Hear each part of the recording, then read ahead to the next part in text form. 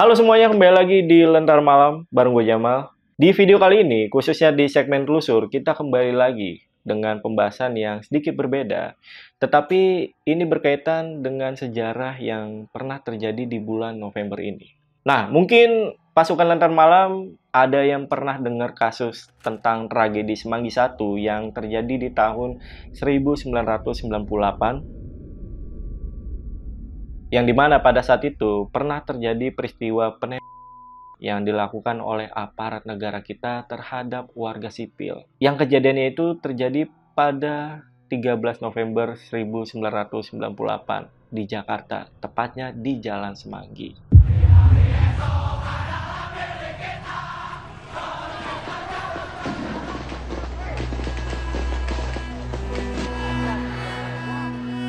Dan tragedi Semanggi I ini menewaskan 17 orang, serta korban luka-luka sebanyak 109 orang. Tetapi yang mirisnya, kasus yang merupakan bentuk pelanggaran HAM ini tidak kunjung mendapatkan keadilan dari pemerintah. Bahkan seolah-olah kasus ini tidak pernah terjadi. Selama 26 tahun, para keluarga korban tidak pernah berhenti menyuarakan tuntutan keadilan terhadap pemerintah. Padahal, tragedi Semanggi I ini menjadi salah satu dari kasus pelanggaran HAM yang berat yang terjadi setelah jatuhnya pemerintahan Orde Baru. Dan malam ini gue akan membahas dan membantu mengingatkan kembali apa yang sebenarnya terjadi di dalam tragedi Semanggi I di tahun 1998. Serta bagaimana brutalnya aparat dan juga bagaimana negara sampai saat ini masih dengan konsisten melindungi para pelakunya. Jadi gimana cerita lengkapnya? Langsung aja kita bahas di segmen Telusur by Lentar Malam.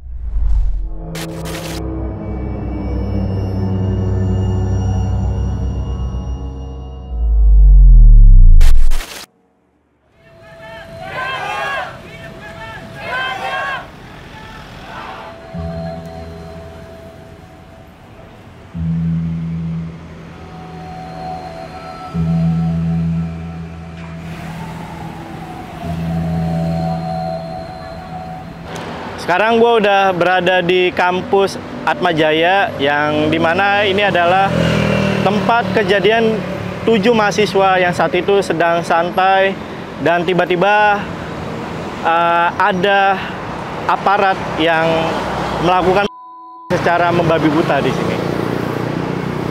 Sungguh miris menurut gue, dan tragedi ini banyak orang menyebutnya dengan tragedi Semanggi I. Kita gaungkan dan terus kita lakukan untuk menerbitkan Kepres nomor 17 tahun 98 terjadi penculikan aktivis.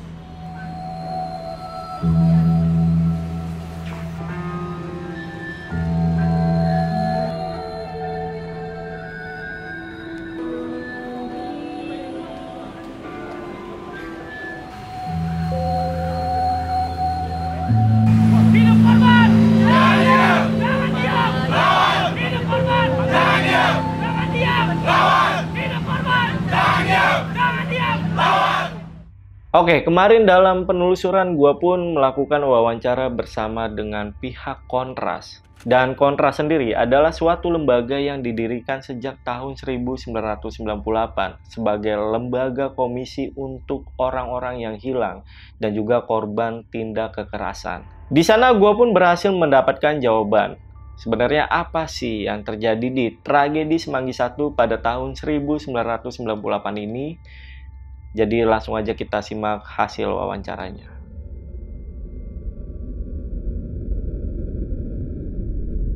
Latar belakang dari tragedi Semanggi I ini sendiri itu lahir karena adanya kemarahan, keresahan, kekhawatiran sejumlah mahasiswa dan juga sejumlah aktivis atas adanya sidang istimewa MPR yang dirasa memang inkonstitusional atau bertentangan dengan konstitusi, dan juga menuntut negara untuk kemudian merespon terhadap krisis ekonomi yang terjadi saat itu gitu. Nah, tragedi Semanggi I ini terjadi pada rentetan 8 sampai 14 November yang puncaknya itu 13 sampai 14 November 1998 yang kemudian memakan 109 korban luka-luka dan 18 orang yang tewas dan 7 orang lainnya itu terdiri dari mahasiswa. Bayangin aja, ratusan korban luka dan berapa belas korban yang tewas itu dilahirkan oleh brutalitas yang dilakukan oleh aparat militer yang dikerahkan saat itu dalam mengamankan aksi massa. Aksi massa yang saat itu sedang berusaha untuk menyampaikan aspirasi dan keresahan mereka terhadap bagaimana kondisi sosial politik di negara kita,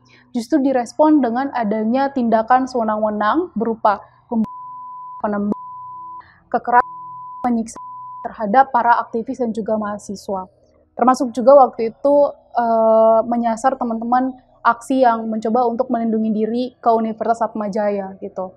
7 orang mahasiswa dari 18 orang yang tewas itu terdiri dari Universitas Atmajaya, kemudian ada yang dari UI, dari UMJ, dari Universitas Persada Indonesia YAI, dan beberapa kampus lainnya kayak gitu.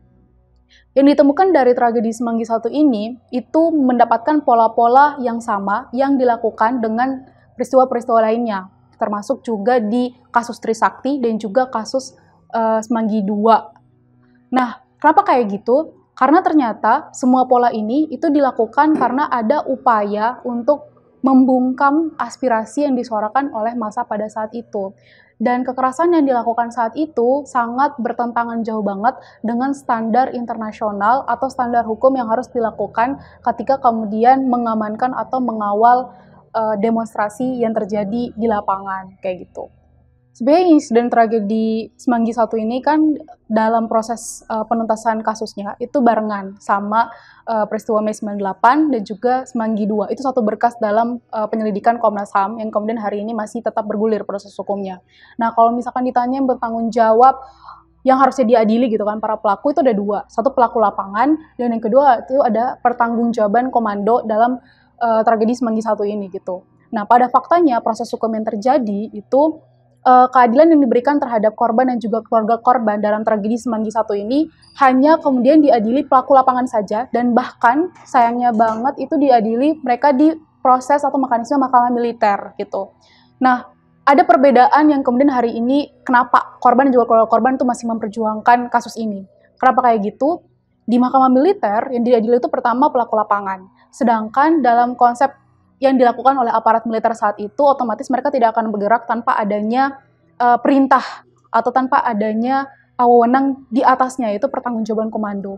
Nah, yang kedua adalah dalam mekanisme mahkamah militer, itu mereka menggunakan konsep mengadili karena adanya pelanggaran internal dari misalkan teman-teman dari TNI, dari Polri, kayak gitu. Sedangkan yang hari ini dituntut itu adalah perbuatan kejahatan yang dilakukan oleh mereka, berupa pembunuhan, kemudian dan kekerasan-kekerasan lainnya yang memang secara hukum harusnya mereka diadili di dalam pengadilan HAM yang waktu itu dibentuk pada tahun 2000 dan juga untuk mengadili kasus-kasus lainnya seperti itu. Hari ini yang diadili karena pelaku lapangan doang, artinya ada pertanggungjawaban komando yang mereka nggak diadili gitu. Salah satunya yang waktu itu harusnya bisa bertanggung jawab dan juga disebutkan di dalam dokumen hasil penyelidikan Komnas HAM itu adalah seorang Wiranto yang duduk di kursi pemerintahan hingga hari ini, mendapatkan kursi kekuasaan hingga hari ini. Seperti itu. Sebenarnya selesai dari tragedi Semanggi I itu juga teman-teman masyarakat sipil, korban dan juga keluarga korban sedang menuntut negara juga dalam penyelesaian kasus-kasus lainnya di sebelum adanya tragedi Semanggi I ini, yaitu peristiwa Trisakti salah satunya juga yang memang mendapatkan pola kekerasan yang sama gitu. Nah, pada saat usut untuk kemudian penuntasan atau pencari pelaku dari terjadinya tragedi Semanggi I, kan ada tuh tragedi susulan lagi di tahun 99, yaitu tragedi Semanggi II, yang kemudian terjadi pada September 1999 dengan pola yang sama juga. Dalihnya ingin mengamankan, tapi justru melakukan represivitas dan kekerasan yang berlebihan sehingga memakan ratusan korban luka dan juga belasan yang kemudian tewas gitu kan. Pada proses penuntasan kasus ini, keluarga korban dan juga bersama Kontras dan teman-teman organisasi masyarakat sipil lainnya juga itu melakukan dua macam advokasi. Ada advokasi litigasi, yaitu ingin menempuh mekanisme hukum sampai dengan diadili para pelaku ke depan pengadilan. Dan yang kedua itu adalah mekanisme non-litigasi. Kontras aktif melakukan audiensi bersama korban dan juga keluarga korban ke lembaga militer, ke Pangdam dan lain sebagainya, terus kemudian melakukan audiensi dengan pemerintah, melakukan audiensi dengan DPR untuk meminta rekomendasi dan lain sebagainya agar kemudian penuntasan kasus ini bisa diusut tuntas secara adil dan juga berkepastian hukum kayak gitu. Dalam proses perjalanannya kemudian lahirlah Pansus Dewan Perwakilan Rakyat, yang mana Pansus DPR ini justru dalam kerja-kerjanya membuahkan hasil yang malah mengecewakan para pendamping keluarga korban, terutama juga mengecewakan hati korban dan keluarga korban dalam tragedi Semanggi I. Nah, yang perlu kita highlight juga adalah bahwa dalam penyelesaian kasus ini, itu dia nggak berdiri sendiri. Jadi tragedi Semanggi I ini, itu satu berkas dengan Trisakti dan juga Semanggi II. Karena ketiga kasus ini punya pola yang sama, dilihat dari yang melibatkan aparat militer TNI Polri. Kemudian dibentuklah KPP HAM, Komnas HAM untuk melakukan penyelidikan terhadap kasus ini dengan dua kasus lainnya dalam satu berkas. Dalam penyelidikan yang dilakukan, ditemukan memang terdapat pelibatan aparat militer TNI Polri yang secara berlebihan dan sudah merupakan bagian daripada bentuk pelanggaran hak asasi manusia. Bahkan terdapat pola-pola atau unsur-unsur yang merujuk pada kategori pelanggaran berat hak asasi manusia. Setelah munculnya Undang-Undang Pengadilan HAM tahun 2000, kemudian diusulkan untuk kasus ini harus bisa sampai pada mekanisme ke Pengadilan HAM gitu. Faktanya, orang-orang yang kemudian mereka diadili dalam tragedi Semanggi I, Trisakti, dan juga Semanggi II itu hanyalah merupakan pelaku-pelaku lapangan. Yang kalau kita tahu dalam konsep militer, mereka tuh nggak bisa jalan sendiri, pasti harus ada yang memerintahkan. Makanya dalam konsep penyelesaian pelanggaran berat hak asasi manusia, terdapat pertanggungjawaban komando yang harus kemudian ditanggung jawab oleh orang yang memerintah pelaku lapangan tadi gitu. Nah, ada beberapa hambatan dan beberapa hal yang perlu kita highlight kenapa kemudian kasus ini nggak pernah bisa tuntas sampai hari ini. Pertama, pengakuan dari Komnas HAM itu sendiri bahwa dalam proses mereka melakukan penyelidikan, mereka tidak mendapatkan dukungan atau support dari aparat militer, untuk baik itu kayak misalkan untuk pemanggilan mendengarkan keterangan, untuk kemudian mencari saksi-saksi dan sebagainya, itu mereka ditolak, sehingga mereka kesulitan untuk mengusut kasus ini. Yang kedua adalah tidak juga mendapatkan dukungan yang kuat dari pihak pemerintah, misalkan dari DPR. Pansus DPR justru mengeluarkan statement bahwasanya kasus ini tuh bukan merupakan pelanggaran berat HAM. Padahal yang berhak untuk menentukan kasus ini merupakan pelanggaran berat HAM atau tidak itu adalah merupakan tupoksi daripada Komnas HAM itu sendiri dalam melakukan proses-proses penyelidikan seperti itu. Kemudian dalam proses mereka melakukan penyelidikan, udah mendapatkan berkasnya, diserahin ke Kejaksaan Agung gitu. Itu pada Mei 2002. Tapi sepanjang Mei 2002 sampai Oktober kalau nggak salah itu malah justru terjadi bolak-balik berkas antara Kejaksaan Agung dengan Komnas HAM. Statement dari Kejaksaan Agung itu dari tahun 2002 sampai hari itu masih sama. Apa saja itu? Misalkan mereka mengatakan belum ada cukup bukti. Yang kedua, mereka mengatakan bahwa ya kasus ini udah selesai di Mahkamah Militer gitu. Ngapain lagi diusut? Padahal apa yang dilakukan, apa yang diusut, apa yang diadili para pelaku lapangan ini di Mahkamah Militer itu tuh beda. Kenapa kayak gitu? Dalam konsep pengadilan militer itu mereka diadili karena masalah pelanggaran internal mereka dalam militer itu sendiri. Bukan karena mereka melakukan kejahatan HAM, misalkan kayak kekerasan dan sebagainya, yang memang itu merupakan bagian daripada tupoksi yang harus diadili secara hukum ke dalam pengadilan HAM gitu. Karena ini merupakan berkaitan dengan kepentingan publik nih, korban sama keluarga korban. Udah bukan ngomongin lagi soal internal militer itu sendiri kayak gitu. Dan kendala-kendala inilah yang kemudian sampai hari ini tuh menjadi alasan Kejaksaan Agung terus-menerus bolak-balik berkas. Apalagi ada statement dari Pansus DPR yang menyatakan bahwa kasus ini tuh bukan merupakan pelanggaran berat HAM. Seperti itu.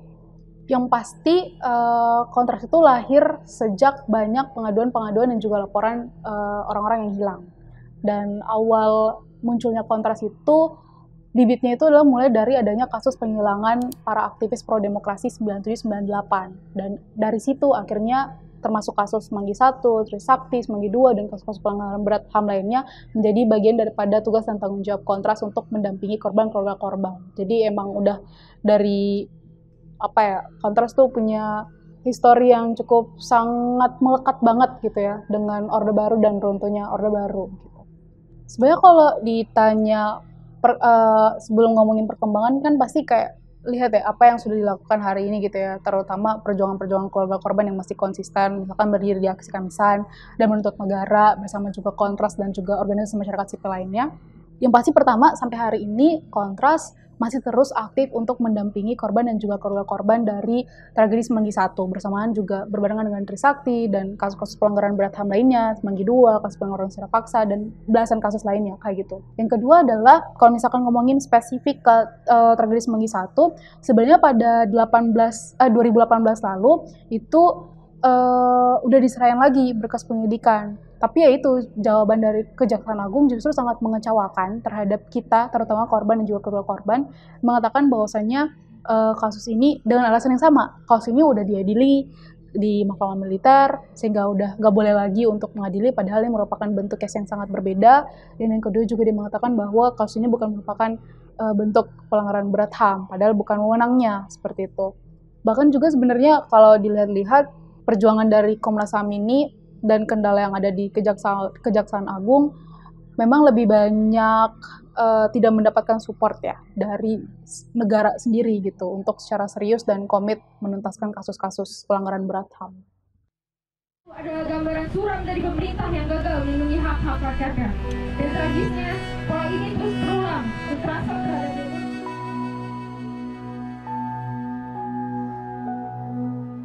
Nah guys, ternyata dalam tragedi Semanggi 1 ini, di antara korban yang gugur, terdapat 7 mahasiswa yang tewas. Dan hingga saat ini para keluarga korban masih menunggu kepastian keadilan dari pemerintah terhadap kasus ini. Dan salah satu keluarga korban mahasiswa yang sampai saat ini selalu konsisten dengan aksinya adalah keluarga korban dari Norma Irawan atau yang biasa dipanggil Wawan, seorang mahasiswa dari kampus Atmajaya. Nah, keluarga almarhum Wawan yang sampai saat ini masih berjuang adalah Ibu Sumarsi. Beliau ini adalah ibu kandung dari Wawan yang sampai saat ini perjuangannya itu nggak pernah berhenti dalam menagih hutang negara terhadap kasus yang menyebabkan anaknya tewas di Jalan Semanggi. Dan di setiap tahunnya, para keluarga korban ini melakukan berbagai aksi untuk menyuarakan hak mereka atas pelanggaran HAM berat. 13 November 2024, sudah tepat 26 tahun tragedi Semanggi 1 berlalu.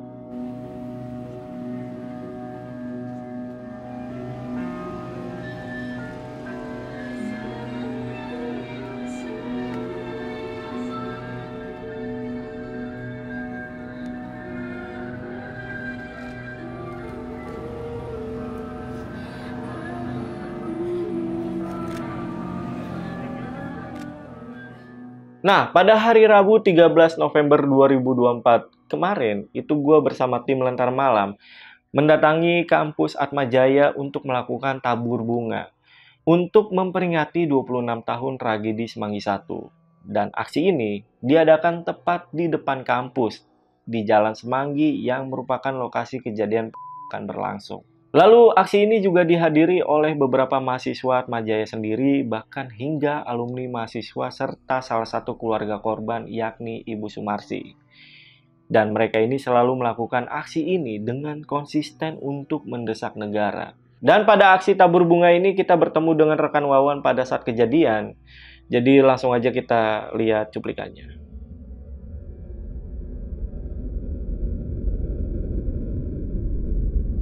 Jadi Wawan itu teman yang sangat riang ya. Anaknya murah senyum. Bahkan dalam demo itu dia itu tidak seperti kita. Saya ini kan yang di depan. Korlap. Pernah jadi korlap. Pernah jadi orator. Kita yang serbu MPR DPR. Wawan itu dia melayani. Kalau kita haus, dia kasih kita aqua. Kalau kita menghadapi bom gas air mata, dia siapin odol. Saya melihat dia itu benar-benar relawan medik yang sangat bertanggung jawab terhadap tugasnya. Karena awalnya saya nggak kenal dia, karena beda fakultas ya. Dia ekonomi, saya dia. Tapi karena di lapangan, saya lihat dia sangat melayani, helpful. Kita berteman. Akhirnya dari Mei sampai November, setiap dalam aksi, saya ngeliat dia. Kalau dia ada, saya aman. Kenapa? Kalau kena geser mata kan, waduh, napas gak bisa, mata gak bisa. Dia selalu siap tuh. Dengan kotak PKS, odol, kuat. Ada, saya berteman. Saya, Bona, Wawan, Tomat, satu lagi saya lupa namanya. Tinggi-tinggi. Kita berlima selalu bersama-sama di kampus ini. Mengamati situasi kondisi kampus. 2 hari sebelum chaos, 13 November, 2 hari sebelumnya, Wawan izin. Bro, saya mau operasi polip. Gue izin ya, nggak patroli kampus. Ya udah, kita yang jaga. Dia ada operasi. Tanggal 13 pagi dia datang tuh. Lagi sehat-sehat ya. Baru kelar dari dokter. Semangat. Dia bantu tentara nyerbu. Akhirnya sore hari dia kena turun nafas. Saya kebetulan pulang. Sangat kira kecapean. 2 hari nggak pulang. Saya bilang sama Wawan, Wan, lo di kampus ya? Gue pulang dulu. Udah 2 hari gak pulang. Ya udah. Tadi malam gue udah izin. Sekarang gue di kampus. Saya pulang. Lagi mau tidur. Kelar maghrib. Saya telepon Adit. Wawan. Sekarang di rumah sakit Jakarta. Saya langsung naik ojek dari Tanjung Priok. 50.000 uang saya. Bayar ojek dari Tanjung Priok. Nyampe sini tidak bisa tembus karena bom air mata di mana-mana. Akhirnya saya minta odol. Saya jalan ke rumah sakit Jakarta. Wawan sudah meninggal. Pagi subuh saya makan bubur ayam di jembatan Semanggi situ. Karena kelaparan, mau ke rumah Wawan, kita ditembaki. Pagi-pagi, tembak lagi. Saya ingat, saya menyelamatkan diri di belakang mobilnya mantan Menpora, Hayono Isman. Saya mantan Menpora, ayo ikut saya. Kita ngumpet di belakang mobilnya, lari masuk kampus. Akhirnya jam 9 kita naik ambulan menuju ke gereja tempat Wawan akan siap dikubur. Itulah perjuangan kita, sahabat saya dari Unika Atmajaya. Kita terus berjuang untuk menuntut keadilan atas nyawa Wawan. Pak Baba masih ingat kata-kata terakhir bertemu sama Wawan? Mbak, lu pulang istirahat, biar gue yang jaga kampus. Itu kata-kata terakhir. Dengan rambut klimis, wah dia terlihat rapi sekali. Baju dimasukin, karena dia baru 2 hari nggak masuk kan? Iya, iya.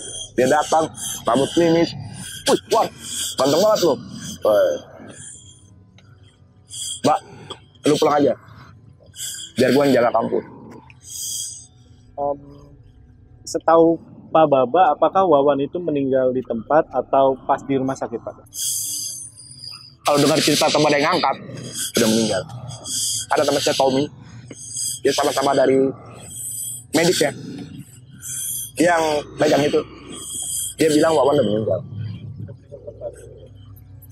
Karena pelurunya ada, peluru tajam. Saya takut. Dengan mudahnya tentara, dan waktu itu sudah reformasi, ibaratnya sudah menang ya. Habibie presiden, ternyata tentara masih menembak mahasiswa. Dan terjadi lagi kan di Semanggi 2. Jadi kondisi kita saat itu, kita sama sekali takut. Untuk motivasi kami sebagai mahasiswa, ini melingkup untuk semua mahasiswa yang berada di sini. Motivasi kami adalah untuk menegakkan keadilan terhadap pemerintah. Karena sampai sekarang ketidakadilan terhadap korban pun belum ada, dan tidak ada kepastian terhadap keluarga korban. Mungkin karena saya mahasiswa di 2021 belum terlalu mengenal, mungkin saya bisa hanya ceritakan apa dampak terhadap Bang Wawan ini ke kampus kita. Dampak Bang Wawan terhadap kita ini cukup berdampak karena apa? Dari Bang Wawan ini kita belajar arti dari sosok pahlawan tanpa tanda jasa. Bang Wawan ini merupakan seorang relawan yang ingin menolong temannya malah ditembak oleh aparat. Makanya dari situ motivasi kami untuk menyelenggarani per tahun adalah untuk menuntut keadilan terhadap Bang Wawan ataupun pahlawan kita ini. Kita ini diadakan kan per tahun. Itu tuh pasti per tahun sampai ada kepastian dan kejelasan untuk mengadili aktor ataupun pelaku yang yang dilakukan oleh aparat pada tahun sebelumnya. Makanya dari itu kita lakukan ini per tahun untuk mendapatkan keadilan dengan jelas dan kepastiannya ini untuk keluarga korban. Karena bayangkan saja kalau misalkan dari aparat itu saudara ataupun adiknya bagaimana perasaan dia kan? Busung, saya ingin berterima kasih banget atas Busung, karena dari Busung lah yang sudah memercik api dari pergerakan mahasiswa. Dari Busung lah yang mulai mempergerak mahasiswa-mahasiswa ini untuk menuntut keadilan di pemerintah ini, agar pemerintah tidak bertindak dengan seenak-enaknya. Busung, mari kita berjuang bersama-sama untuk menindaklanjuti atas meninggalnya anaknya ibu. Kita tidak akan berhenti sampai di sini, kita akan menindaklanjuti sampai setuntas-tuntasnya.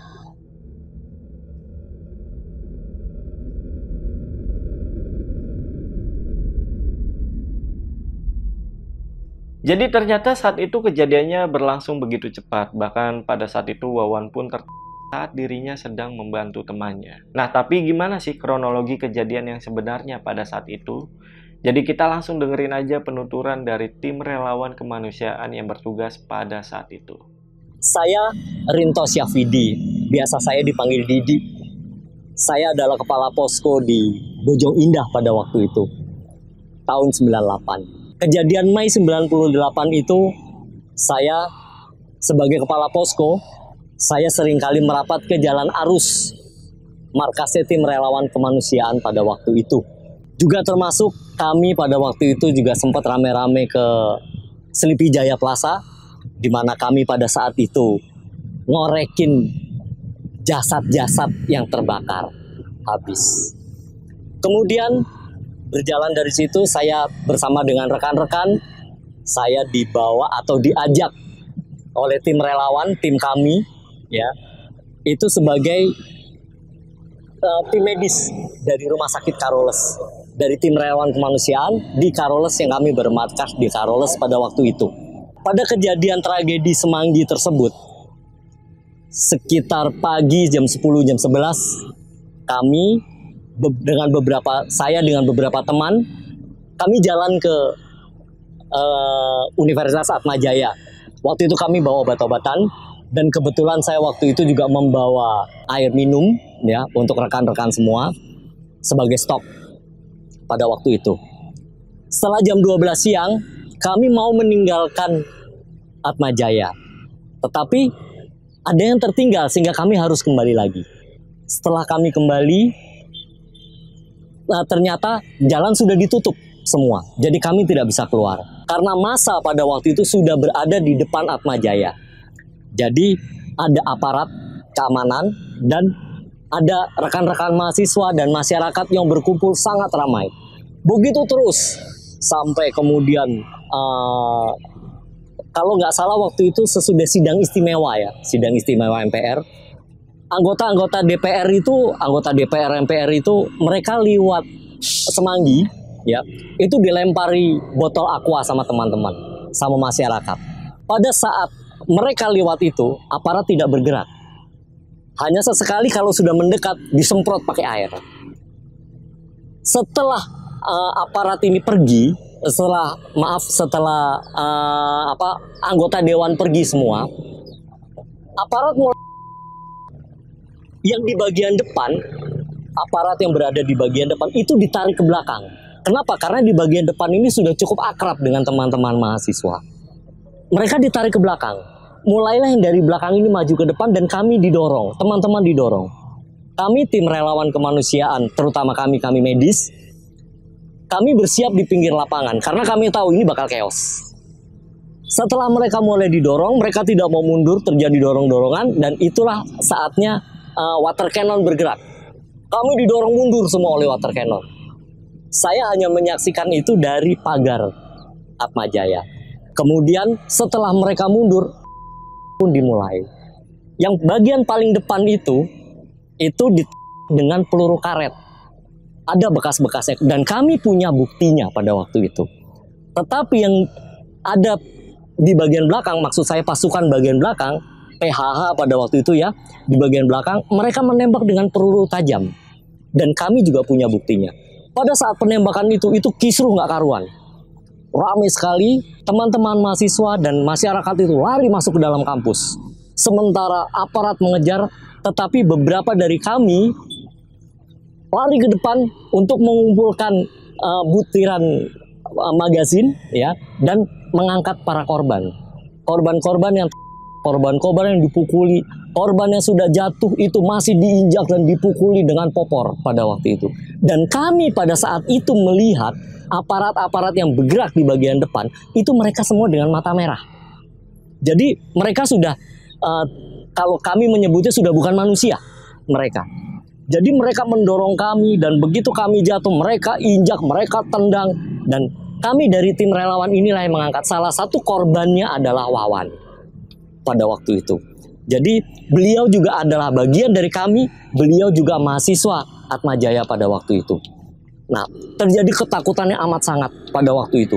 Korban kami larikan ke belakang, ke balairung belakang. Sementara balairung belakang aulanya itu sudah penuh dengan air. Kenapa? Karena pada saat bom gas air mata meledak, kami harus mengucurkan air di kepala kami supaya tidak terjadi iritasi. Kemudian selain air juga ada darah dan tanah. Karena mereka semua berdarah. Teman-teman ini berdarah semua. Kemudian tanah, kami sudah menginjak tanah dan kami naik situ. Jadi sangat licin sementara kami sudah tidak bisa melihat satu sama lain. Hanya teriakan-teriakan yang kami dengar pada waktu itu. Sampai kemudian beberapa rekan bilang kita harus larikan ini ke Rumah Sakit Jakarta. Rumah Sakit Jakarta memang posisinya bersebelahan dengan Atmajaya pada waktu itu. Tetapi beda dengan sekarang ya, yang sudah dengan aspal, dengan apartemen. Dulu masih tanah dan rawa-rawa. Jadi kami menjebol tembok belakang Atmajaya untuk mobil jalan. Mobil jadi muter lewat belakang ke Rumah Sakit Jakarta. Sementara di Rumah Sakit Jakarta ini sudah ada wartawan-wartawan dari berbagai televisi ada di dunia pada waktu itu. Nah, kami bawa korban ke sana. Kami bawa ke Rumah Sakit Jakarta. Setelah itu kami kembali lagi ke Atmajaya. Yang sangat kami takuti pada waktu itu adalah jam 7 malam itu lampu dimatikan. Jam 7 atau jam 8 malam saya lupa ya. Lampu di Atmajaya itu diputus listriknya. Entah diputus gimana caranya, itu tidak ada listrik sama sekali. Jadi kondisi yang gelap, kemudian teriakan teman-teman, kemudian masih ada bekas-bekas gas air mata, dan kami tidak bisa kemana-mana pada saat itu. Sementara ambulan tidak boleh keluar dan tidak boleh masuk. Stok obat-obatan kami pun mulai menipis. Stok makanan dan air minum kami juga mulai menipis. Pada saat itu sekitar jam 8, jam 9 malam saya lupa, itu aparat mulai bergerak masuk. Mulai bergerak masuk ke dalam Atmajaya dan itu dibuktikan, kalau mau melihat buktinya itu di pos Satpam ya, sampai beberapa tahun yang lalu itu masih ada bekas-bekas lubang peluru di sana. Dan itu bukti bahwa mereka menembak kami pada saat itu. Nah, kami teman-teman yang sudah dengan bendera palang merah di tangan, ada yang di badan, kami semua sudah siap untuk menghadapi itu, untuk melindungi rekan-rekan yang ada di belakang pada saat itu. Dan televisi-televisi, wartawan-wartawan luar negeri pada waktu itu sudah siap semua. Mereka mengambil gambar. Apabila dari pihak aparat menembak kami yang menggunakan simbol atau lambang palang merah, kita tidak tahu apa yang terjadi. Tetapi pada saat mereka mau masuk itu, ada 3 atau 5 orang rekan marinir, saya lupa, mereka lari ke depan. Mereka meletakkan senjata dan mereka bilang, tembak kami dulu sebelum nembak mereka. Dan pada saat itulah dari pihak PHH itu mundur. Saya tidak tahu kenapa, ada perintah atau apa. Yang jelas mereka mundur dan keadaan pun mulai tenang. Itu kejadian sampai dengan sekitar jam 10, jam 11 malam. Nah baru setelah kejadian tenang itu, korban-korban bisa kami larikan ke Karoles. Itu ditampung oleh teman-teman saya yang ada di Karoles. Nah baru kemudian keadaan mulai tenang. Pada saat itu sampai dengan jam 11, jam 12 malam kami sudah tenang kembali. Dan aparat pun mulai berjaga di depan. Mereka tidak masuk lagi. Aparat sempat masuk ke dalam kampus, masuk ke dalam tembok kampus ya, ke dalam pagar kampus ya. Itu kira-kira sekitar 20-30 meter dari tembok itu mereka sudah dengan senjata terkokang. Kami ada di depan pada saat itu, di depan Balerung kami sudah siap. Yang apabila mereka kami menggunakan bendera palang merah. Dan itu hukumnya internasional, kami tahu itu. Nah, mereka sudah mulai masuk dan mereka ke dalam. Mereka salah satunya kena bangunan itu yang di pos satpam itu. Saya tidak tahu itu mereka menggunakan peluru tajam ataukah peluru karet, saya juga tidak tahu. Tapi yang jelas mereka mulai menembak. Pada saat itu kami bersama-sama. Jadi Wawan ini juga anggota dari tim relawan kemanusiaan dan membantu kami dari tim medis pada waktu itu. Nah, pada saat kejadian itu tentunya mahasiswa masuk ke dalam. Pada saat kejadian sore mahasiswa masuk ke dalam dan kami keluar ke depan. Kami akan mengangkat korban, salah satunya Wawan ini.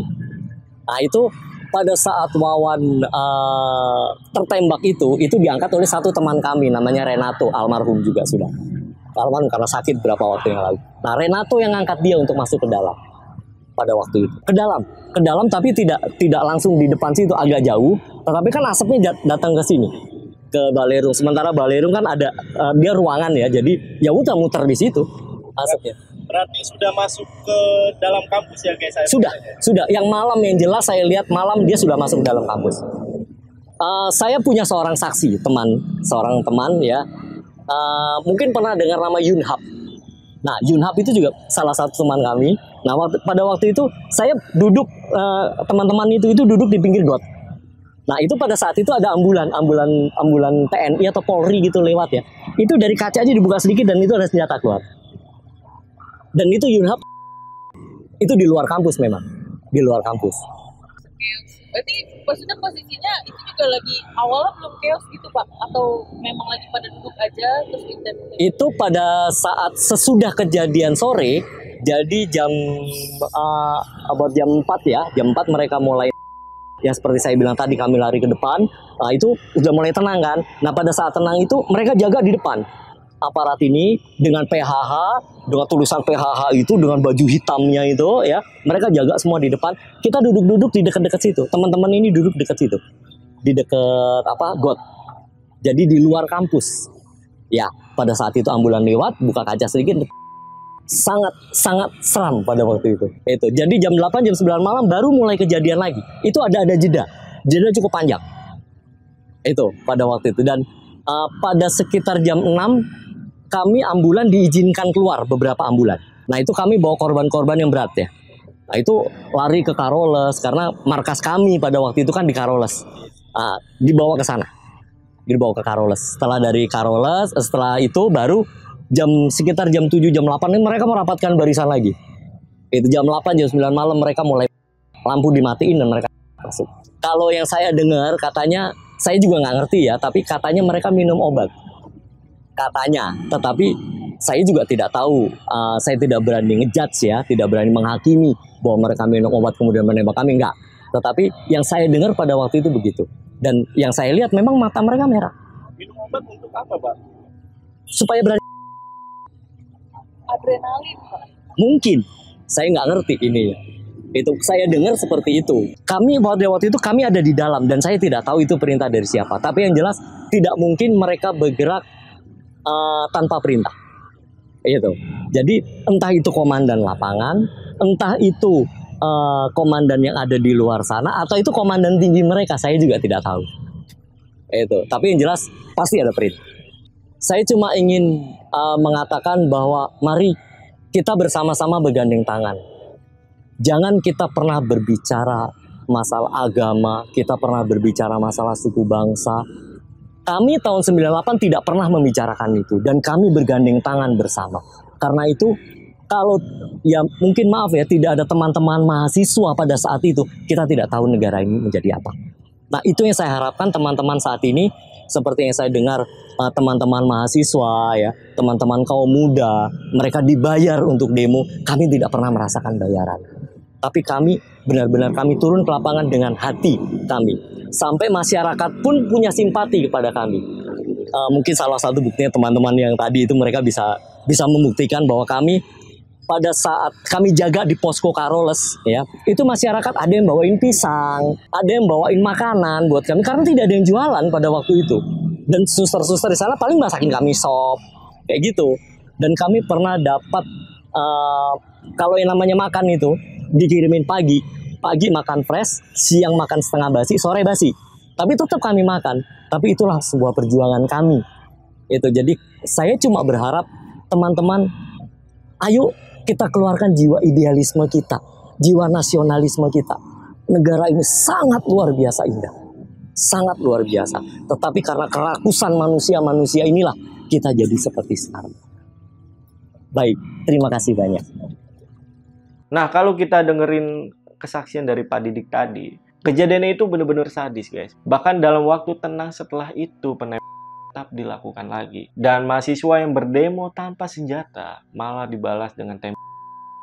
Selain tabur bunga, gue juga hadir ke aksi Kamisan, di mana aksi itu adalah sebuah aksi damai oleh keluarga korban terhadap pelanggaran HAM yang udah berlangsung lebih dari 17 tahun di depan Istana Negara.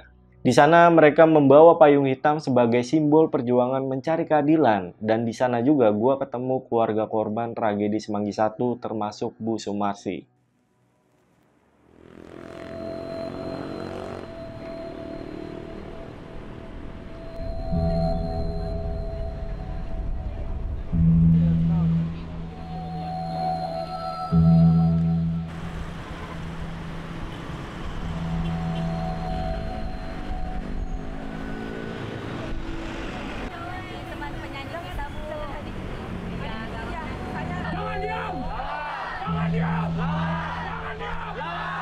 Oke, seperti itu. Tembak kami dulu sebelum tembak mereka. Pada saat itulah mereka semua mundur. Itu adalah gambaran suram dari pemerintah yang gagal melindungi hak-hak rakyatnya. Dan tragisnya, pola ini terus berulang. Kekerasan tahun 1998, seorang rakyat yang menuntut perubahan dibungkam dengan peluru.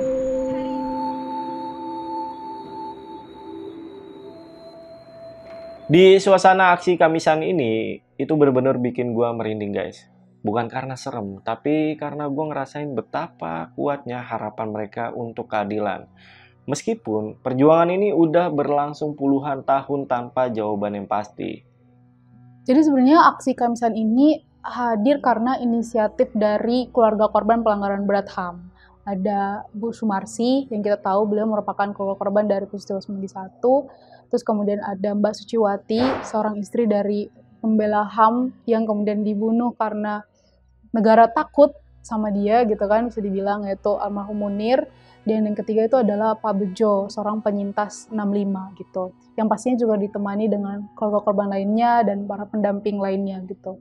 Aksi Kamisan ini lahir karena memang dirasa kayak kita butuh gerakan yang konsisten gitu untuk terus mengingatkan negara bahwa nih ada apa ya, dosa-dosa lo yang harus lo pertanggungjawabkan, yang hari ini tuh keluarga korban tuh masih menanti keadilan gitu. Yang mana negara tuh punya 4 tanggung jawab, 4 ya. Pertama itu pengungkapan kebenaran atas kasus yang ada. Misalkan dalam tragedi Semanggi 1, dia harus mengungkapin tuh kebenaran peristiwanya itu seperti apa, pelakunya siapa aja, Terus kemudian kalau misalkan nih dalam kasus-kasus yang lainnya, kalau keluarganya hilang itu mereka di mana, kalau masih hidup mereka di mana, kalau udah meninggal kuburannya di mana, kayak gitu-gitu. Yang kedua adalah keadilan, yang tadi melalui mekanisme hukum diadili nih pelaku-pelakunya. Negara tuh wajib untuk ngadilin pelaku-pelakunya ke pengadilan. Dan yang ketiga adalah pemulihan. Korban dan juga keluarga korban, mereka tuh mendapatkan banyak dampak dari adanya kasus, ya kan? Bukan hanya kekerasan doang, tapi juga material dan non-material juga mereka dapetin sebagai dampak atas kasus-kasus ini. Dan yang terakhir itu adalah jaminan ketidakberulangan. Nah ini kan yang sampai hari ini masih keulang-ulang ya, termasuk kayak kemarin di aksi kawal putusan MK juga masih terjadi juga kan pola-pola kekerasan oleh negara, brutalitas lah gitu. Nah aksi Kamisan ini lahir untuk terus nyuarain itu setiap Kamis sore, nyuarain untuk negara bahwa lo harus bertanggung jawab atas kasus-kasus yang ada, lo harus ngasih keadilan kepada korban dan juga keluarga korban yang setiap Kamis berdiri di seberang Istana Negara, seperti itu. Dan hari ini aksi Kamisan itu tahun ini tuh udah 17 tahun aksi Kamisan berdiri. Dan tahun depan itu udah 18 tahun aksi Kamisan berdiri. Kamis kemarin itu ke 840 kali, dan Kamis ke depan itu 841 kali. Bayangin aja, udah 840-an kali nih setiap Kamis keluarga korban, bahkan juga diikuti oleh masyarakat umum, teman-teman muda lainnya yang ikut nuntut negara. Harusnya tuh negara bisa sadar dan juga harusnya bisa malu gitu kalau di aksi Kamis itu udah bukan korban doang yang berdiri, ternyata banyak masyarakat yang membersamai mereka juga, bahkan anak-anak muda, anak-anak SMA, anak-anak kuliah yang mereka juga membersamai korban loh gitu. Sebenarnya ini juga cerita ya, aku dengerin cerita dari Bu Sung, terus Mbak Suci. Aku tuh sebenarnya lebih ke Mbak Suci sih, waktu itu aku pernah ngajak ngobrol Mbak Suci juga pas masuk ke Kontras dan tanyain, kenapa sih hari Kamis gitu. Dan ternyata tuh itu sebenarnya berawal dari obrolan, kira-kira kosongnya di mana nih gitu. Hari dimana semuanya kosong dan bisa hadir di sore hari untuk kita sama-sama melakukan aksi Kamisan, kayak gitu.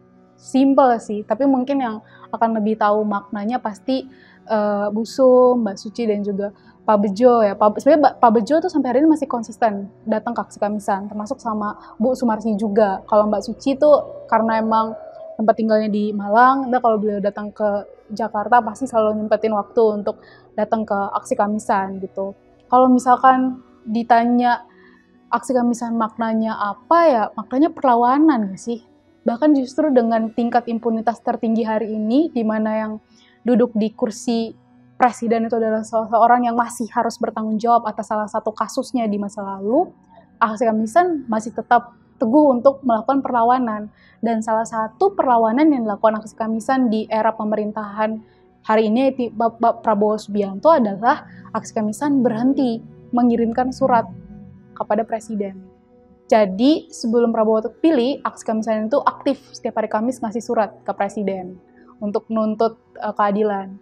Nah, beberapa hari sebelum Jokowi turun, hari Minggu nggak sih waktu itu Jokowi turun, hari Kamisnya itu surat terakhir. Makanya kalau lihat di sosial media aksi Kamisan itu ada tuh, aku lupa ke 800 berapa surat terakhir aksi Kamisan kepada Presiden RI, gitu judulnya. Karena logis, masuk akal nggak sih kalau misalkan kita harus minta penuntasan kasus-kasus pelanggaran berat HAM kepada seseorang yang melakukannya gitu.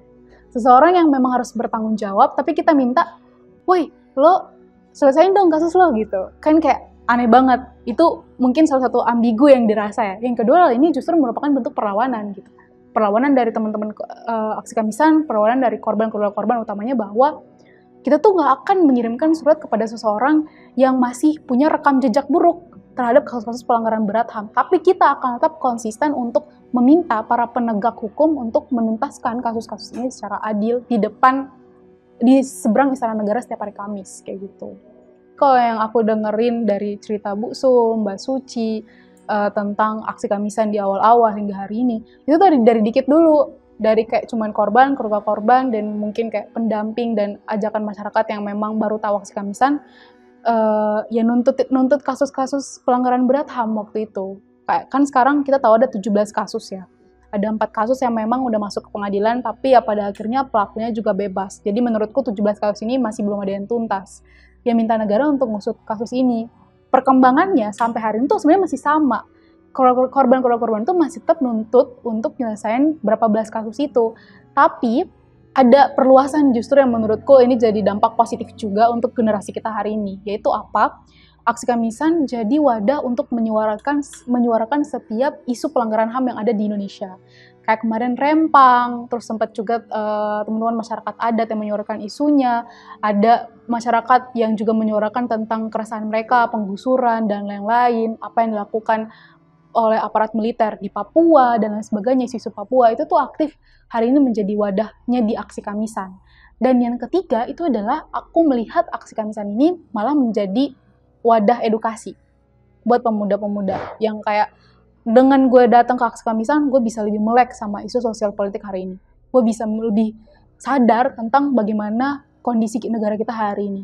Bagaimana brutalitas dilakukan oleh negara, alat-alat negara terhadap masyarakat hari ini. Ternyata, apa yang dilakukan oleh negara untuk dengan dalih pembangunan dan lain-lain, dibaliknya itu ternyata mengorbankan rakyat gitu. Mengorbankan rumah-rumah, tanah-tanah rakyat, seperti itu. Dan itu menjadi edukasi tersendiri sih dari Aksi Kamisan. Sebenarnya kayak mau ngasih pesan juga bingung ya, apa bakal didengar apa enggak gitu. Sebenarnya kalau harapan terbesarnya adalah aku rasa sih negara harusnya udah bangun gitu ya dari tidurnya, harusnya bisa sadar kalau misalkan apa yang dilakukan di masa lalu itu adalah merupakan dosa-dosa yang seharusnya bisa dipertanggungjawabkan. Hari ini kita lihat bahwa faktanya negara tuh nggak pernah mau belajar.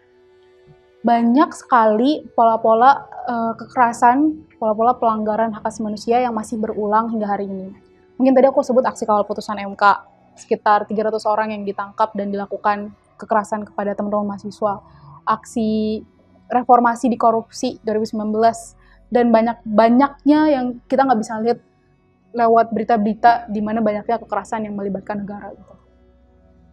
Harapannya sih negara mau sadar, negara mau belajar, negara mau bertanggung jawab, dan kita juga sebagai masyarakat, terutama sebagai mungkin banyak teman-teman muda juga hari ini, kita juga perlu melek sama sejarah yang ada, kita juga perlu melek sama situasi yang ada, bagaimana keresahan kita terhadap isu-isu hak asasi manusia, sosial, politik gitu. Ini bukan cuma ngomongin soal kita perlu menuntut negara untuk memberikan keadilan bagi korban dan juga keluarga korban, tapi ini juga ngomongin soal kita perlu menuntut negara untuk tidak melakukan itu lagi gitu.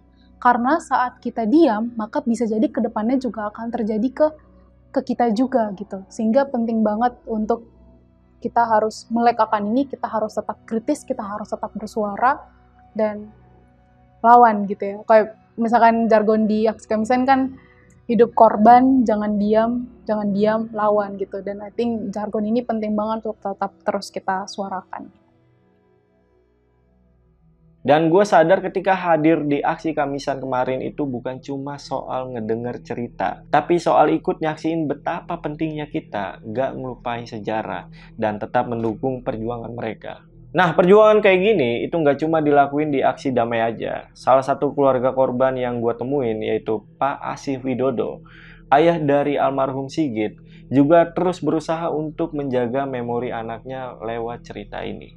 Di situ gue dan tim Lentera Malam mutusin buat datang ke rumah Pak Widodo untuk denger langsung kisah perjuangan beliau. Dan begitu sampai di rumah beliau, suasana di sana itu langsung bikin gue tersentuh. Karena di ruang tamunya aja itu udah ada foto-foto almarhum Sigit semasa hidupnya yang masih terpajang rapi. Seolah ngingetin kita bahwa hal ini itu nggak akan pernah benar-benar hilang dari ingatan.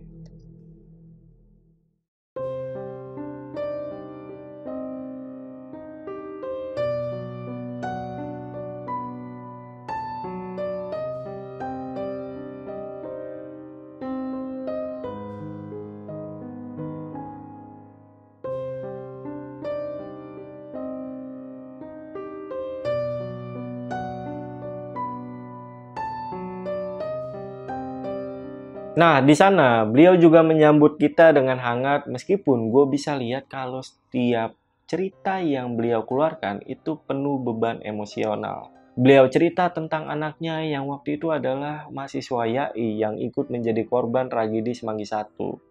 Dan almarhum Sigit itu dikenal sebagai anak yang rajin dan selalu peduli sama orang di sekitarnya. Dan kepergian anaknya ini jadi pukulan besar untuk Pak Widodo yang membuatnya terus berusaha untuk mencari keadilan.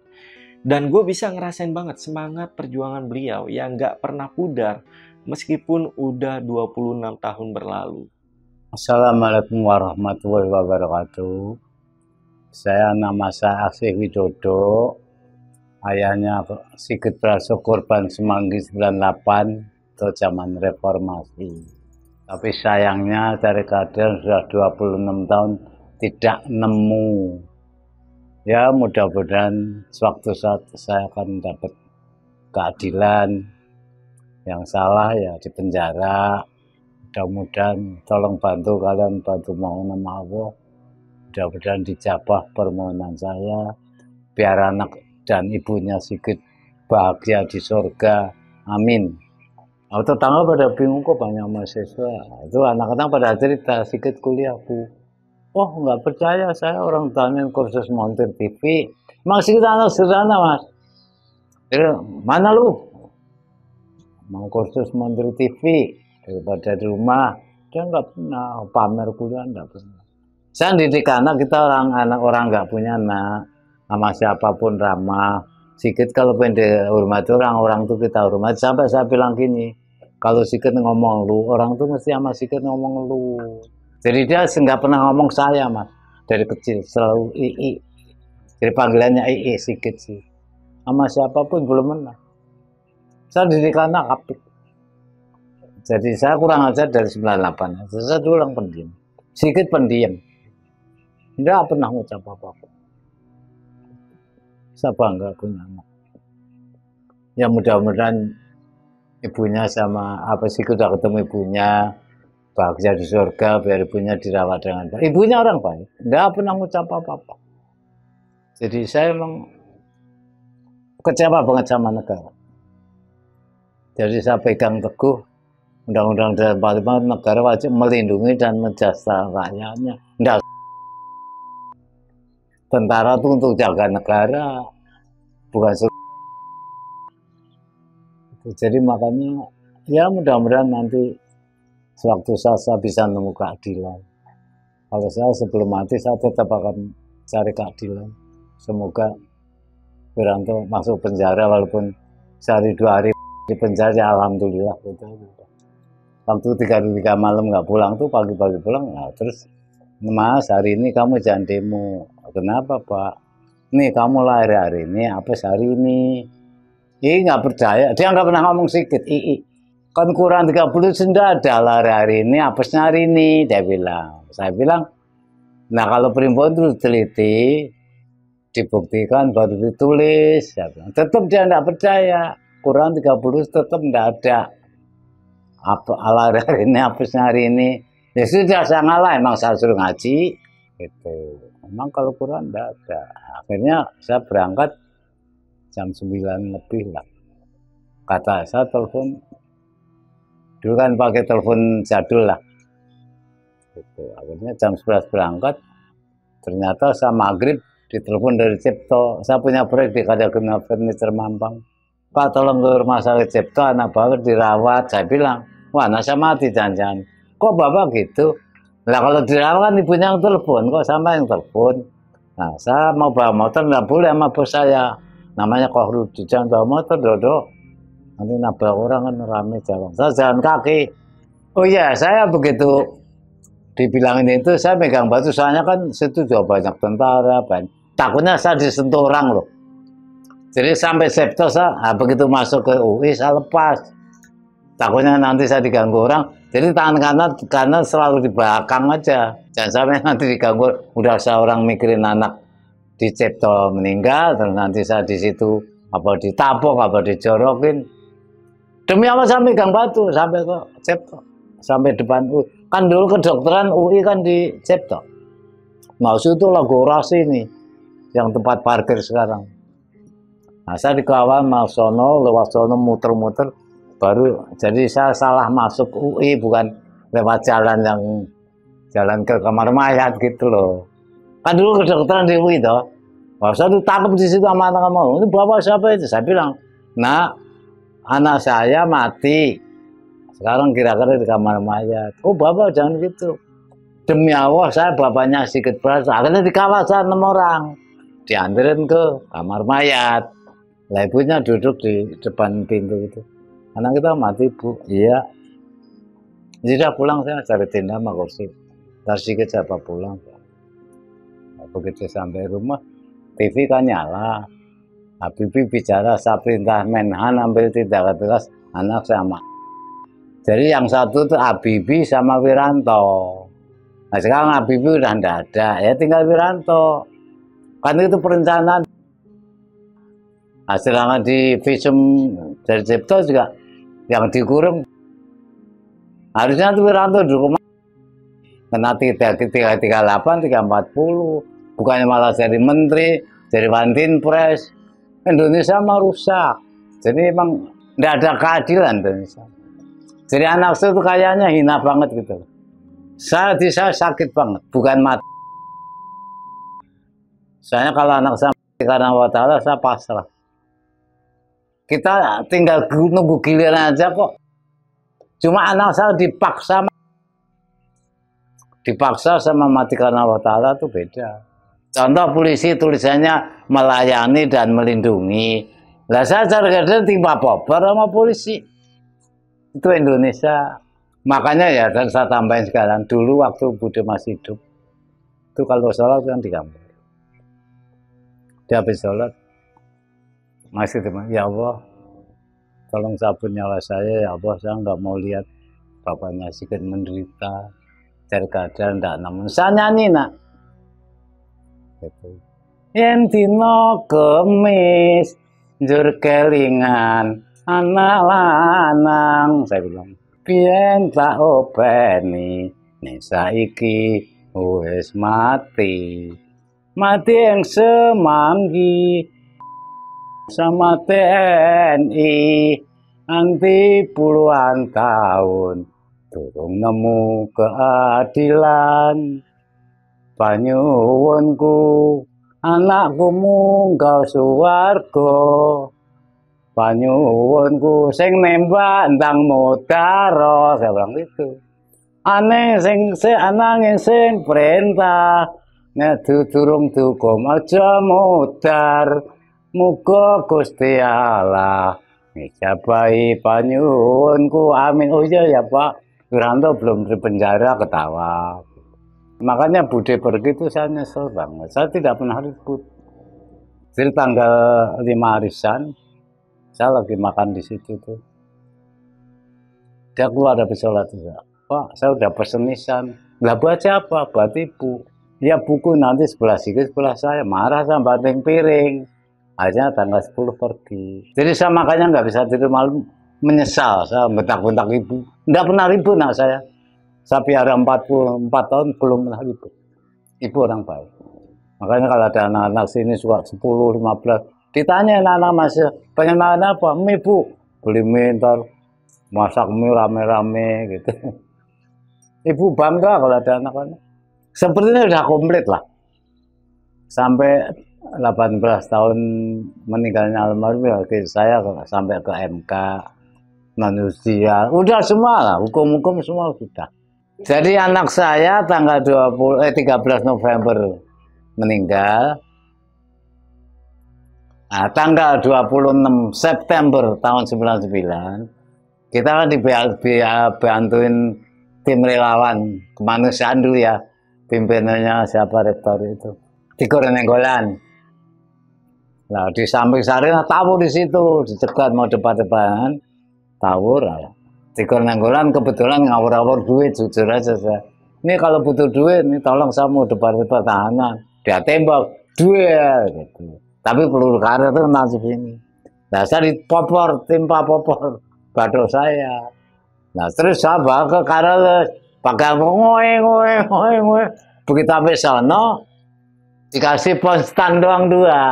Dokternya Jepang, saya ingat banget. Ih, dokter cantik amat. Dari mana? Saya orang Jepang. Tapi kok bego ya? Saya bilang. Masa kena ditimpa popor dikasih ponstan, memang sakit gigi, saya bilang. Tolong rongsen, aku rongsen tuh. Nggak tahu di mana orang sana ada 6 lembar berapa gitu. Orang ditimpa apa malah dikasih postan, oh sakit gigi. Ibunya sedikit nangis, bapak jangan gitu, bapak kotor banget, ngatain dokter bego, cantik-cantik bego. Ya masa orang ditimpa apa dikasih postan bu, mas sakit gigi. Hanya pulang sudah dianterin ambulans saya sampai ke rumah.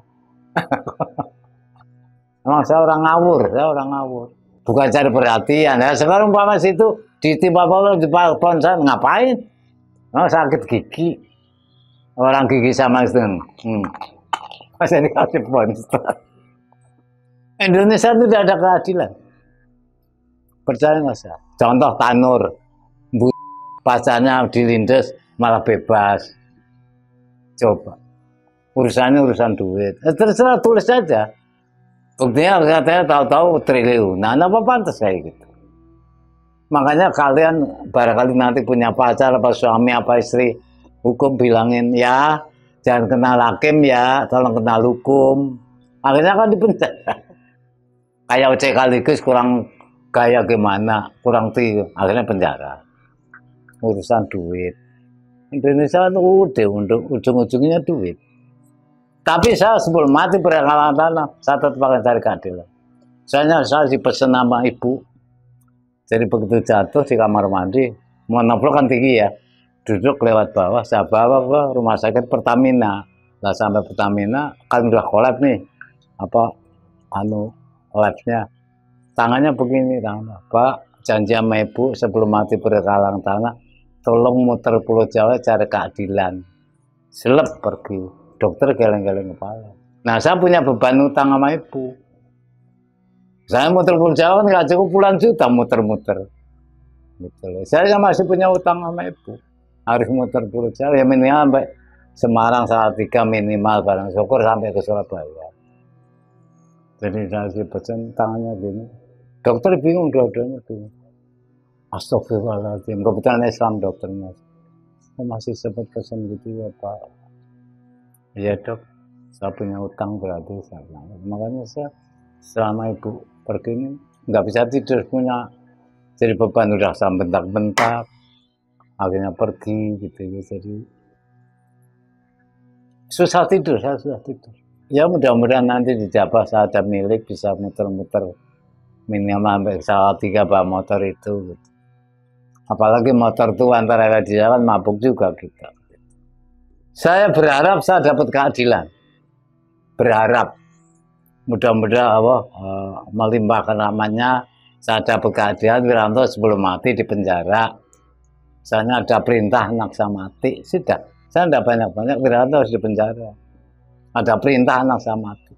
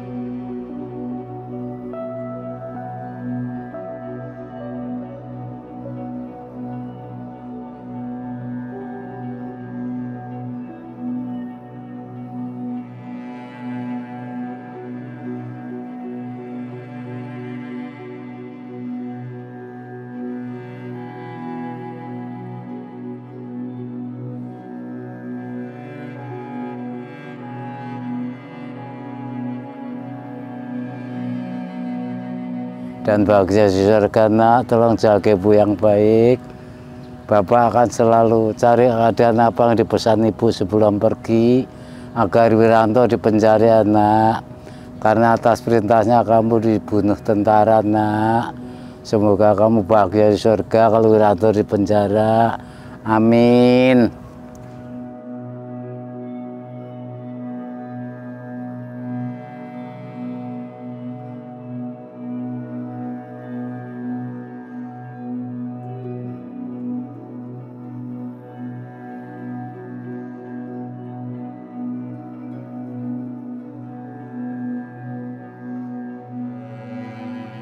Gak berhenti di situ aja, gua dan tim dan juga beberapa mahasiswa dari YAI juga berziarah ke makam almarhum Sigit bareng Pak Widodo.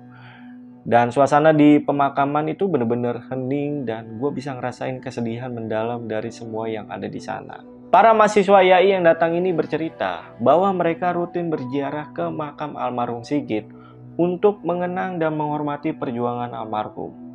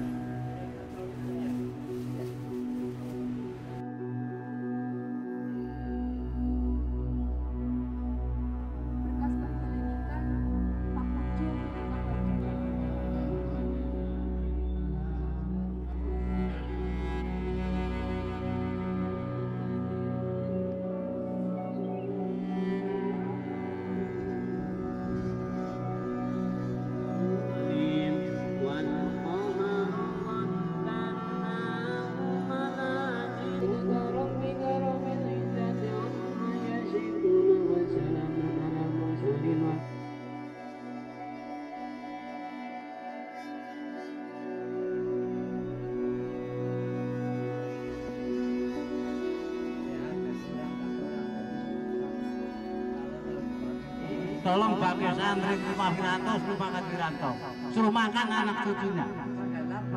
Udah, tangkap Wiranto kalau perlu hukuman.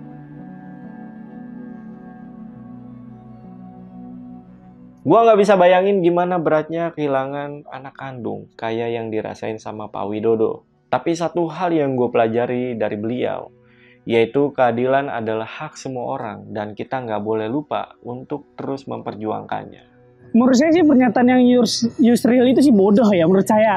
Karena dia pun melihat bagaimana tragedi 98 itu terjadi. Banyak korban, banyak massa yang meninggal di tangan aparat. Itu kalau misalkan dia menyatakan pernyataan itu sangat bodoh. Kita pun sebagai mahasiswa, dia kan Yusril ya maksudnya pengalaman serta wawasannya lebih tinggi. Betul. Sedangkan dia mengatakan itu bodoh. Karena menurut saya 98 ini harus benar-benar kayak kasus yang mulai dilupakan harus diingat kembali dan harus ditindaklanjuti. Jadi jangan dianggap itu tuh kekerasan bukan kekerasan. Orang kok masa nggak kekerasan? Kecewa ya, karena harusnya ekspektasi saat dengerin nama Yusril tuh kan pasti dia lebih paham soal bagaimana kemudian hukum tata negara, bagaimana kemudian HAM itu sendiri, bagaimana perjalanan kasus-kasus yang ada. Tapi justru pernyataan itu malah seakan-akan Pak Yusril ini sedang berusaha untuk memutihkan sejarah. Entah untuk melindungi karena dia sekabinet dengan orang ini, ataukah bagaimana, juga nggak jelas alasannya. Tapi ada beberapa poin yang perlu kita kritisi. Pertama, pernyataan Yusril yang mengatakan bahwa tragedi Mei bukan merupakan pelanggaran berat HAM, itu adalah hal yang sangat keliru dan kita harus tentang itu. Karena itu bukan tupoksinya Yusril untuk menentukan bahwa kasus ini pelanggaran berat atau bukan. Tapi yang punya tupoksi dan juga wewenang untuk kemudian menentukan kasus ini pelanggaran berat apa bukan, itu adalah Komnas HAM. Dalam proses penyelidikan yang menemukan unsur-unsur apakah ada pelanggaran berat HAM atau enggak, apakah ini kasus merupakan kasus yang sistematis atau enggak, itu tuh tupoksinya Komnas HAM, bukan tupoksinya Yusril. Terus yang kedua, hasil penyelidikan dan juga dokumen-dokumen resmi negara yang dilakukan termasuk dikeluarkan oleh Komnas HAM itu udah jelas bahwa tragedi Mei 98 merupakan bentuk kasus pelanggaran berat HAM. Dan ada belasan kasus lainnya yang juga sudah ditetapkan oleh Komnas HAM. Diakui juga kan di dalam pidato Jokowi sebenarnya di tahun lalu kalau nggak salah, dalam pidatonya mengakui juga, walaupun yang diakui itu 12 kasus ya pelanggaran berat HAM, ya salah satunya juga tragedi Mei 98 gitu. Sehingga ini sangat kontroversial banget. Nah, kami menilai bahwa pernyataan ini itu nggak cuma nyakitin korban doang, tapi juga menjadi tantangan besar dalam perjuangan menuntaskan kasus ini. Kenapa? Ya itu dia tadi, ada percobaan untuk memutihkan kasus-kasus pelanggaran berat HAM yang ada di masa lalu. Ini baru satu doang nih yang disebut. Kita nggak tahu ke depannya tuh bakal ada kasus apa lagi yang coba untuk diputihin. Apalagi kan hari ini tuh pembawaan untuk narasi publik tuh kan macam-macam ya. Manipulasi isu dan lain sebagainya juga menjadi tantangan besar. Ya itu kan cangkemnya Yusril. Soalnya sekarang jadi menteri. Nah sekarang presiden aja nyuruh mahasiswa 13 jasanya nggak ketemu. Nah, berhubung dia akan jadi menteri, pilihan yang ngangkat dong. Contoh umpama saya, umpama kerja di rumah situ, walaupun situ galak kan, oh enggak, baik kok, sayang sama saya kan gitu. Beda aja orangnya, terserah. Berhubung diangkat jadi menterinya Prabowo, jadi ngomong nggak ada pelanggaran HAM. Lah anaknya tak nggak usah tak deh, tak karena nuntut enggak. Gitu loh. Saya orangnya gampang. Saya bilang, nek anaknya yang ngomong kayak gitu pejabat, nggak usah tak congkel matanya, tapi suruh ke rumah ya. Saya nggak ngancem, nggak nuntut lagi saya. Demi apa? Saya tiga kok nyongkel anak yang ngomong kayak gitu. Enggak nuntut lagi saya. Oke, jadi itu dia cerita di video kali ini, dan jujur pengalaman ini itu bikin gua sadar kalau sejarah kayak gini itu nggak boleh dilupain. Tragedi Semanggi I bukan cuma cerita tentang masa lalu, tapi juga pelajaran buat kita semua supaya tragedi kayak gini nggak pernah terulang lagi. Dan buat kalian yang pengen tahu lebih banyak soal cerita korban dan juga perjuangan mereka, kalian juga bisa langsung aja datang ke Aksi Kamisan. Dan jangan lupa juga untuk terus support perjuangan mereka dengan cara share video ini biar makin banyak yang tahu. Yaudah, gue Jamal dari Lentar Malam pamit. Bye.